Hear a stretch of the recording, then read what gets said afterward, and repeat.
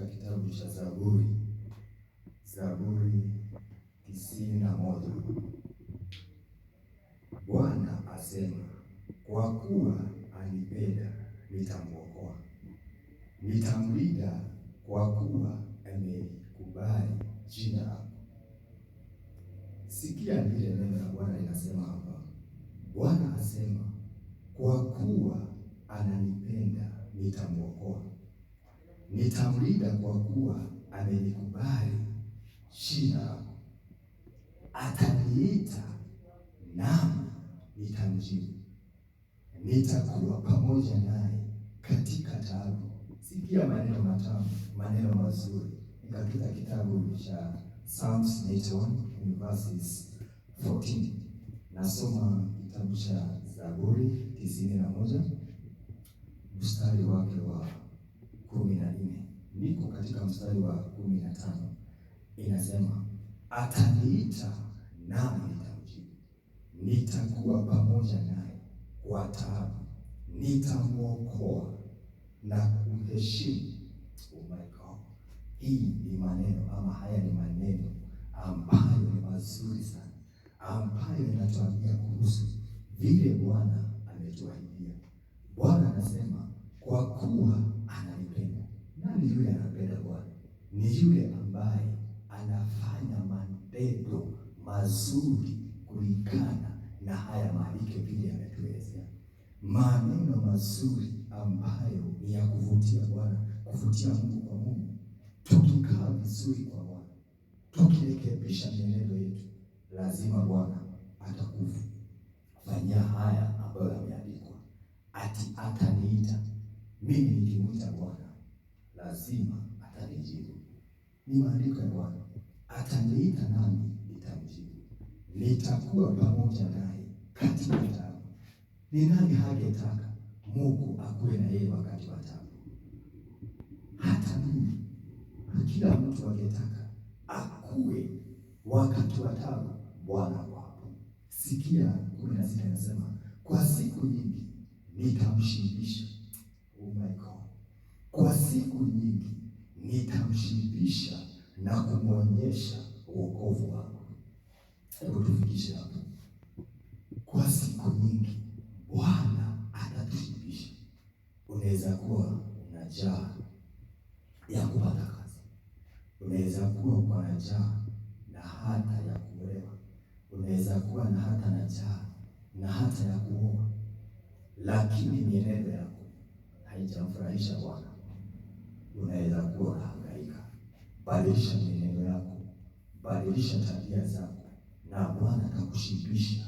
Oh my God, kama vile maandiko yamesema hapa, atakushibisha na kukuheshimu. Usikia vile maneno yanasema ya Bwana. Bwana akikuheshimu pia atakushibisha. Kukushibisha ni kumaanisha chochote ambacho unahitaji katika maisha atakukabidhi. Si maandiko katika kitabu cha John kinasema ya kwamba chochote ambacho tutaomba hapa duniani kupitia jina la Yesu Kristo ataweza kututendea. Si tubadilishe mienendo yetu, si ubadilishe mienendo yako, ndio Bwana akushibishe, ndio Bwana akuheshimu, ndio Bwana akuwe na wewe wakati wa taabu.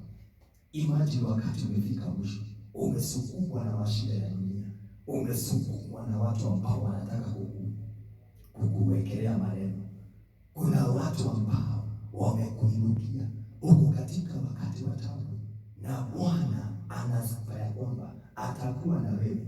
Ni kwa sababu ya mienendo yako ni mizuri, unafurahisha Bwana.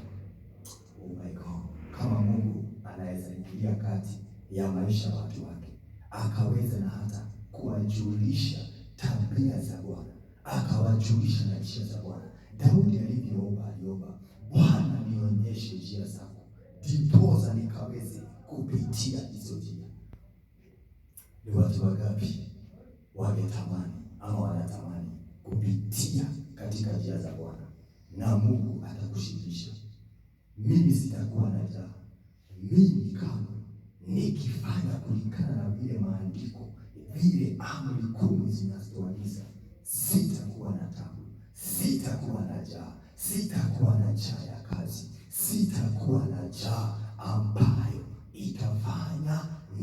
Usimsahau Bwana. Mungu akiwa na wewe utaheshimiwa pia. Mungu akiwa na wewe utapata jambo lolote ambalo ni zuri. Ni maandiko katika kitabu cha Isaia kinatuambia kwamba, ama neno la Bwana linasema ya kwamba tukifanya ama tukimtii Bwana katika hii dunia, sisi tuko hapa duniani, majaribu ni mengi, vitu ambavyo zinatukwaza ni nyingi, lakini Bwana anasema ya kwamba tukikaa kwa kumtii, tukitii Bwana, naye atafanya tupitie zile njia za dhahabu. Njia za dhahabu ni gani? Najua kuna mtu anaweza uliza, hapa duniani ni wapi kuna njia za dhahabu? Tutapitia kwenye njia ambazo zimetayarishwa vizuri, njia ambazo zimewekwa kwa wafalme, njia ambazo zimetayarishiwa watu wakubwa. Huwa naona wakubwa mahali wanapitia wanawekewa red carpet. Ni heshima. Haleluya. Tukimtii Bwana tutakuwa na mambo mazuri. Mambo yetu, vitu vyetu vitaweza kuimarika. Ni kwa sababu Bwana anataka watu ambao wanamheshimu kwa tabia zake. Sio kuwa tunasema kwamba tunajua Bwana na tabia zetu kwa utani kwa mioyo yetu tunajua, hatujui Bwana. Haleluya. Si Bwana atubadilishie mienendo yetu. Wale ambao wanaosema kwamba wanajua Bwana, lakini wakati wako peke yao, wakati hawako mbele za watu, wanasema ya kwamba mimi naweza fanya jambo hili, hakuna mtu ananiona. Na kusihi, badilisha mwenendo wako, ndiposa ukaweze kukula na matunda ya wokovu, ndiposa wakati wa tabu Bwana akuokoe, ndiposa na hata wakati utakuwa umekuwa na njaa ya aina yoyote, jani ya aina mingi, magonjwa, mauchawi au uganga, watu ambao hawajui ya kwamba hii dunia ambao tunaoishi iko na adui wa kila aina, na wakikuinukia bila Bwana utashindwa. Na ukiwa na Bwana, ukimtii Bwana, utakuwa hauna njaa ya kila kitu. Si Mungu akubadilishie na maisha, si Mungu akubadilishie na hata chochote ambacho kinakusumbua katika maisha. Kuna wengine wanatamani kufanya mambo mazuri, matendo mazuri, lakini maroho ambayo inawafuata haiwezi kukubali. Na kuombea Bwana akuwezeshe kutoka kwa hiyo shida ambayo ulio nayo. Wewe ungetamani kufanya mazuri mbele za Bwana, lakini unasema kwamba umeshindwa. Hata umeokoka, umerudi nyuma, umeokoka tena, umeombewa kila mahali, umerudi nyuma.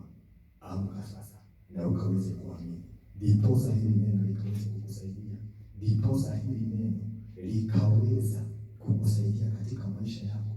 Mungu akakuwe na wewe wakati wa shida, wakati wa taabu. Mungu akukumbuke na akushindanie. Na kuombea kibali ya Bwana, fadhili za Bwana, rehema za Bwana asubuhi na mapema. Rehema za Bwana zaja na zikawe juu ya maisha yako. Mungu akakukumbuke, akakubadilishie na hata maisha yako, maisha duni kaweze kuondoka, ndiposa na wewe ukafurahie. Na ni katika jina la Yesu Kristo